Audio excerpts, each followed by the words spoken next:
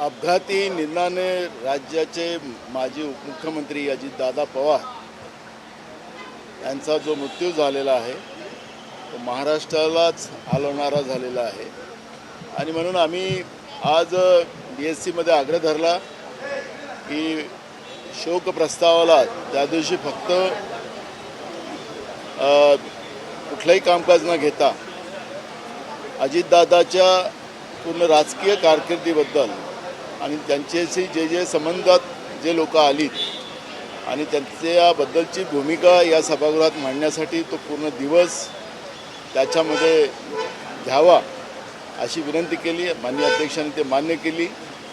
पण एक गोष्टीचं दुःख होते आहे की जेव्हाचं फडणवीसाचं सरकार महाराष्ट्रात आलं तेव्हापासून बजेट अधिवेशन असतील की सगळे अधिवेशन असतील त्याचं कामकाज कमी होत जाताना आपण पाहतो आहे।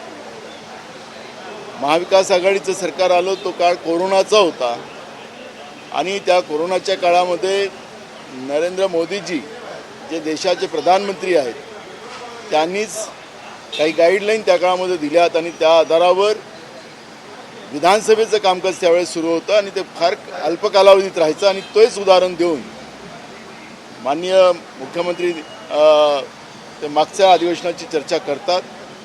पण अशी टिंगलबाजी करण्यापेक्षा महाराष्ट्राच्या जनतेचे प्रश्न विधिमंडळाच्या माध्यमातून सोडवले जावेत ही महाराष्ट्राच्या जनतेची मनापासून इच्छा असते। पण विधिमंडळाचं कामकाज कमी करून महाराष्ट्राच्या जनतेच्या तोंडाला पानं पुसण्याचं काम राज्याचं सरकार जाणीवबुजून करताना आम्ही पाहतो आहे। त्यामुळे मला असं वाटतं की आता दर गुरुवारी कामकाज समितीची मीटिंग व्हावी अशी आम्ही त्या ठिकाणी भूमिका मांडली आणि माननीय अध्यक्षांनी ते मान्य केलेली आहे, मुख्यमंत्र्यांनी मान्य केलेली आहे। आमचं म्हणणं आहे की हे अधिवेशन बजेट अधिवेशन आहे, कमीत कमी 2 महिने तरी हे चालावं अशा पद्धतीची आमची भूमिका आहे। आज चंद्रपूरमध्ये एक वेगळी कृती बघायला मिळाली। भाजपला ठाकरेंनी पाठिंबा दिल्याचं बघायला मिळतंय। भाजपचा माहोल बदलाय। संख्याबळ काँग्रेसकडे होतं, 2 गट होते, त्यांचा वाद दिल्ली दरबारी सोडवला सुद्धा गेला होता, सगळं जाहीर सुद्धा करण्यात आलं होतं। अचानक हा ट्विस्ट कसा आला यावर काँग्रेसची अधिकृत भूमिका काय आहे? बघा, या सगळ्या विषयावर आम्ही नजर ठेवून होतो। शिवसेना च्याबद्दल आता मी काही भूमिका मांडणार नाही, कारण की जे झालं ते वाईट झालं। भाजपला महाराष्ट्रामध्ये सत्तेपासून दूर करण्यासाठी त्यावेळेस स्वतः उद्धव ठाकरे साहेब आणि शरद पवार साहेब आमच्या नेत्या सोनिया गांधीकडे गेल्यात आणि त्यावेळेस महाविकास आघाडीची पहिल्यांदा निर्मिती झाली। पण आता भाजपलाच अगर उद्धव बाळासाहेब ठाकरे गट मदत करत असेल तर तो त्यांच्या पक्षाचा निर्णय आहे। त्यामुळे आता त्याच्यावर मला प्रतिक्रिया कुठली द्यायचं असं वाटत नाही। ज्या पद्धतीने अशा पद्धतीने एक घोडे बाजार केला जातोय का आणि आपल्यात म्हणजे मग आता याचं नेमकं काय होणार? कारण ज्या पद्धतीने युती आघाड्या वेगवेगळ्या पद्धतीच्या बघायला मिळाल्या, एकीकडे मनसेने शिंदेंना साथ दिल्याचं बघायला मिळतं कल्याण डोंबिवलीत, आता ठाकरे आणि भाजप एकत्र अलायन्स हा विषय जो असतो हे काही परमानंट एग्रीमेंट नसतो। आपल्याला माहिती असेल की भारतीय जनता पार्टीबरोबर देशपातळीवर अनेक पक्ष जोडले गेले होते, पण आज आपण पाहतो आहे की अनेक पक्ष त्यांच्याबरोबर नाही आणि त्याच्यामुळे NDAची जी हालत आपण पाहतो आहे त्या NDAच्या हालत्या काँग्रेस पक्ष तर आम्ही सगळ्यांना घेऊन चालण्याची भूमिका काँग्रेस पक्षाने घेतली, पण भाजप तर ते मोठे झाले पाहिजे आणि त्यांच्या सोबती संपले पाहिजेत अशा पद्धतीचं काम भाजपचं असते। त्यामुळे मला महाविकास आघाडीच्या बद्दलची चिंता करण्यापेक्षा भाजपचं जे कृत्य आहे ते याच्यावर आपण लक्ष केंद्रित केलं पाहिजे असं मला वाटतं। बघा, याचा निर्णय हायकमांड घेईल आणि हायकमांड जी काही भूमिका घेईल ते आम्हाला सगळ्यांना मान्य आहे। सर, चंद्रपुर में जिस प्रकार से यूपीटी शिवसेना ने भाजपा का साथ दिया है मेयर पोस्ट के लिए, किस तरह से देखते हैं? देखो, हम उद्धव ठाकरे साहब के पास नहीं गए थे, हमारी नेता सोनिया गांधी जी के पास उद्धव ठाकरे जी गए थे, शरद पवार जी गए थे, और तब महाराष्ट्र में महाविकास आघाड़ी की शुरुआत हुई बीजेपी को सत्ता से रोकने के लिए। आज जिस तरह से चंद्रपुर में बीजेपी को साथ देकर उन्हें हमारे से दूरी बनाई, तो हमें कोई उसकी तकलीफ नहीं है, लेकिन ये जो चंद्रपुर में हुआ वो अच्छा नहीं हुआ।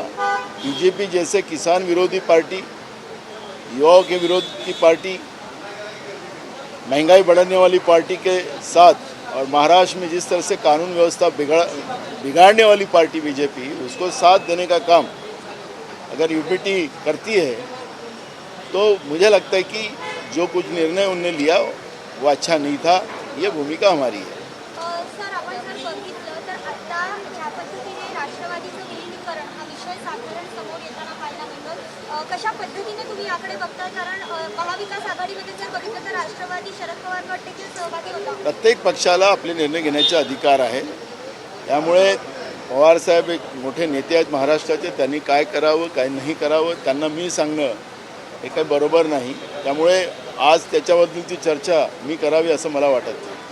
चंद्रपुरात जो फटका बसलाय तो आपल्याच पक्षातल्या 2 गटांच्या वादांमुळे बसलेला आहे का? कारण आमचा महापौर हवा पुणे लागत झालं, आमच्या हायकमांडने निर्णय घेतला होता आणि त्यामुळे आमचा महापौराचा कॅन्डिडेट पण फायनल झालेला होता, त्याच्यामुळे 2 महापौराचे फॉर्म तर आम्ही भरले नव्हते, त्यामुळे आमच्याजवळ बहुमत असताना सुद्धा, बहुमत म्हणजे बहुमताला थोडा दूर असताना सुद्धा ज्या पद्धतीनं शिवसेनेने भूमिका घेतलेली आहे तीच भूमिका आमच्यासाठी अडचणीची. आता महाविकास आघाडी संपल्यात जमा असं म्हणायला नको का? कारण राष्ट्रवादी एकीकडे विलीनीकरणाच्या वाटेवर आहे, दुसरीकडे ठाकरे मनसेसोबत म्हणजे ठाकरे बंधूंची बघा, मी मगाशी सांगितलं की कुठल्या पक्षाला काय निर्णय करायचे असतात ते त्यांचा स्वतंत्र अधिकार आहे, त्याच्यामुळे मला त्याच्यावरची प्रतिक्रिया देणं हे बरोबर नाही. तर रोहित पवारांची सध्या पत्रकार परिषद सुरू आहे अतिशय महत्त्वाची. विमान अपघात अजित पवार झाला त्या संदर्भाने त्यांनी अनेक महत्त्वाचे प्रश्न उपस्थित केले.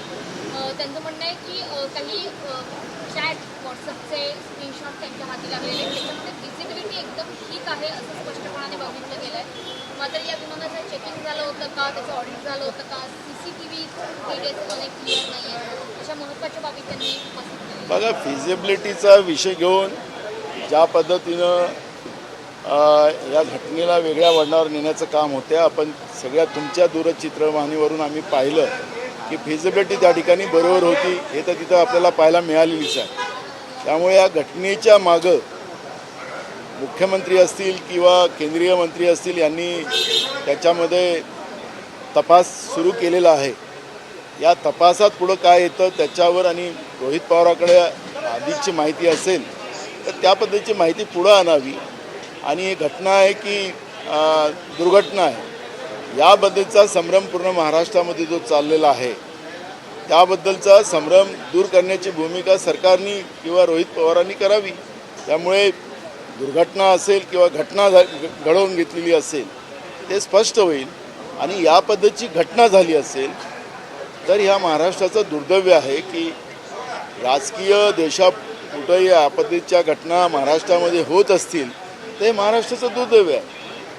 मात्र तसाच आरोप तर अमोल मिटकरी हे सुद्धा करताना बघतात. आज CM नक्की पत्र दिलेलं आहे, याची उच्चस्तरीय चौकशी व्हावी सुद्धा सर्वोच्च न्यायालयाच्या देखरेखीत. बिलकुल, जो संशय आहेत सरकारने त्याच्या पुढे गेले पाहिजेत, आणि सरकारला जी काही मागणी त्या पक्षाचे नेते करत असतील तर मुख्यमंत्र्यांनी त्या पद्धतीची व्यवस्था करावी. दूध का दूध पाणी का पाणी व्हावं. पहिली फेरी सांगितली गेली की व्हिजिबिलिटी कमी होती, स्थानिकांकडनं वेगळं सांगितलं गेलं आहे. आता व्हॉट्सअप चॅट म्हणजे स्क्रीनशॉट सुद्धा रोहित पवार समोर आणतात. व्हिजिबिलिटीचा हा मुद्दा पहिल्यापासूनच संभ्रमात टाकणारा. मी आपल्याला मगाशी म्हणालो की आपल्या दूरचित्रवाणीवरून आणि जे व्हिडिओ त्या ठिकाणी जे आम्हाला घटनेच्या नंतर तातडीनं आले त्या ठिकाणी असं कुठलीही व्हिजिबिलिटी नव्हती, असं कुठलंही चित्र नाही. एकदम स्पष्ट त्या ठिकाणचं चित्र होतं, आणि रनवे एकदम क्लिअर दिसत होता. त्यामुळे व्हिजिबिलिटी नव्हती असं सांगणं हे चुकीचं ठरेल, आणि म्हणून ज्या पद्धतीनं मागण्या होतात त्यासाठी मुख्यमंत्र्यांनी तो पुढाकार घ्यावा, आणि घटना झाली असेल तर त्यामध्ये जे कोणी दोषी असतील त्याच्यावर कारवाई व्हावी. अशा पद्धतीची आमची पण भूमिका आहे. नाना चंद्रपूरमध्ये आपण पाहिलं तर झालं ना. सर प्लेन क्रैश पे लगातार जो है अपोजिशन भी संदेह व्यक्त कर रहा है, खुद एनसीपी पार्टी के नेता भी जो है इस पर संदेह व्यक्त कर रहे हैं. देखो, अपोजिशन ही नहीं कर रहा है, राज्य की जनता और सरकार के बीच में जो सरकार के भागीदार है वो भी इसमें संशय व्यक्त कर रहे हैं. अपोजिशन तो जो जांच मुख्यमंत्री ने और केंद्रीय मंत्री के माध्यम से जो शुरू है उसके तरफ हमारा पूरा ध्यान है. जिस तरह से रोहित पवार ने बताया कि वहाँ विजिबिलिटी थी, क्योंकि आपके भी दूरदर्शन के माध्यम से हम देख रहे थे कि वहाँ विजिबिलिटी क्लियर थी. जो वीडियो हमारे पास आए हैं जब घटना हुई थी उस समय भी क्लियर थे, तो विजिबिलिटी वहाँ एकदम क्लियर थी. अब विजिबिलिटी का कारण देखकर अगर ये दुर्घटना हुई है तो फिर दाल में काला है. और मुझे लगता है कि जो मांग सत्ता पक्ष में ही जो विधायक है वो मांग कर रहे हैं, तो मुख्यमंत्री ने न्यायिक जांच बिठाना चाहिए.